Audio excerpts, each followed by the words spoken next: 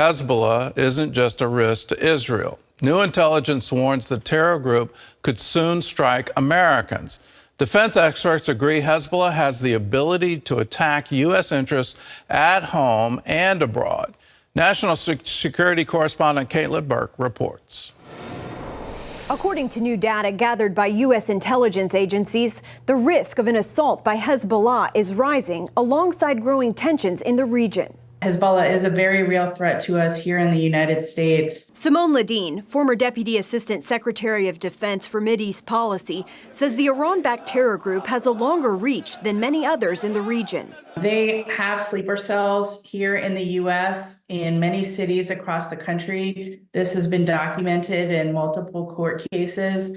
And we have reason to believe that they also have caches where they have stored materials around the country in the event that someone hits the go button to start attacks. I believe they are pretty well prepared. They have been sitting in wait for the order to go for many believe for years now. As official Washington proceeds with caution due to concern about sparking a wider regional conflict, experts like Ledeen warn we're already past that point. I think that we collectively are in an expanding regional conflict. And as much as we are resisting it right now, and the current administration is responding to it right now, we are in it.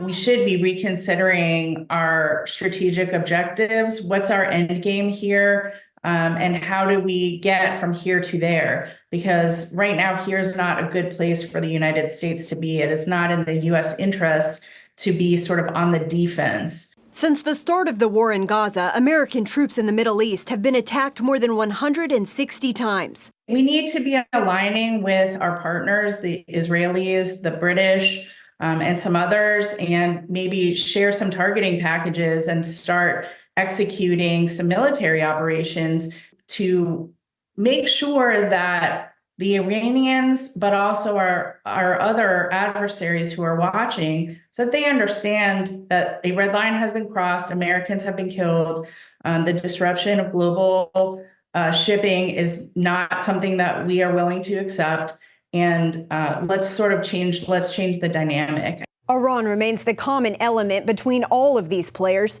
and Ledeen says the regime has complete control over its proxies. Still, official messaging coming from Iranian leadership following these most recent attacks: we're not after a war with the U.S., but will respond strongly if, quote, an oppressive country or force wants to bully us. Caitlin Burke, CBN News, Washington.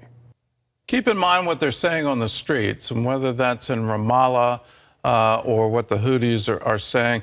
You know, you look at some of the reports, these mass protests where they're protesting Israel. They're calling Israel a colonizer. They're not recognizing Israel's right to exist. That's the reason the Houthis exist. That's why the reason Hezbollah exists. That's the reason Hamas exists. They have it in their own documents, their founding documents. They want to wipe Israel off the map.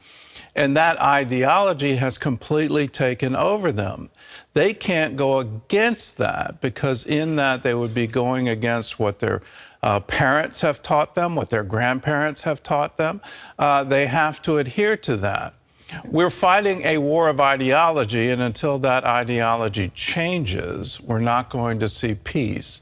You're not going to see a two-state solution, and you're not going to see these terrorists suddenly wake up and say, well, this isn't a way to live. I need to live in peace with my neighbors. That's not going to happen. In the meantime, they're threatening global shipping. They're threatening U.S. bases. They're killing our soldiers. And they've killed dramatically Israeli citizens, innocent civilians who were caught up on October 7th.